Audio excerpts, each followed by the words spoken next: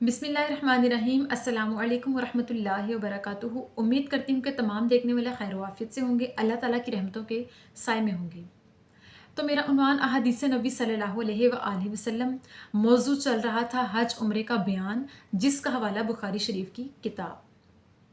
तो आज की हदीस है कि सहाबी साइब बिन यजीद बयान करते हैं कि नबी करीम सल्लल्लाहु अलैहि वसल्लम एक मरतबा जब हज के लिए जा रहे थे तो मैंने उनके साथ हज अदा किया और उस वक्त मेरी उम्र 7 साल थी।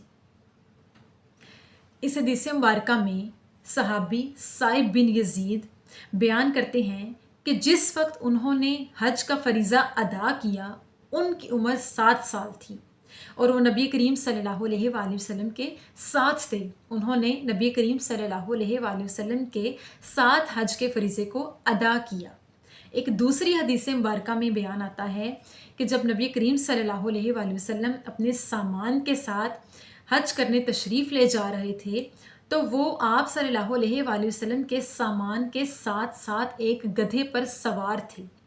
तो उन्होंने जब आका अलैहिस्सलाम ने मिना में क़याम किया तो सहाबी साइब बिन यजीद ने गधे से उतरकर आप सल्लल्लाहु अलैहि वसल्लम के सामान की हिफाजत की और गधे को जिस पर वो सवार होकर नबी करीम सल्लल्लाहु अलैहि वसल्लम के साथ आ रहे थे उस गधे को चरने के लिए छोड़ दिया।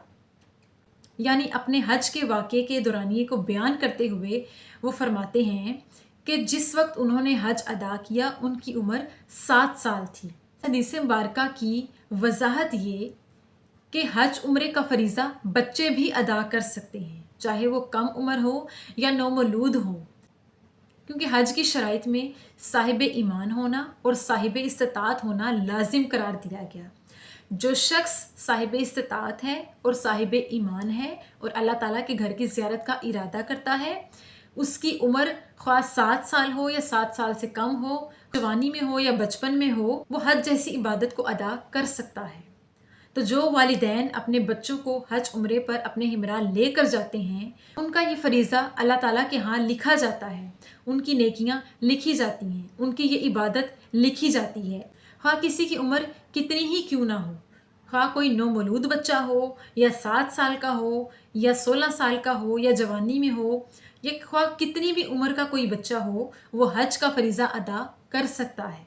और इस हदीस मुबारका से हमें यह सबक मिलता है कि अगर कोई शख्स अपने बचपन में हज उम्रे जैसी इबादत को अदा कर चुका है जिस वक्त उसे कुछ होश ना था, लेकिन उसे सिर्फ इतना याद है कि उसने अल्लाह ताला के घर की ज़ियारत की है, उसने अल्लाह ताला के घर को देखा है, नबी करीम सल्लल्लाहु अलैहि वसल्लम के रोज़ा अक़दस को देखा है, तो उसका ये फरीज़ा अदा हो चुका, अल्लाह के हुजूर उसका हज उम्रा लिखा जा चुका, उसे हज उम्रे का अजर सवाब मिल चुका। क्योंकि हज उम्रा की शराइत के लिए साहिब ईमान होना और साहिब दौलत होना लाजिम है, उम्र ख्वाह कितनी ही क्यों ना हो।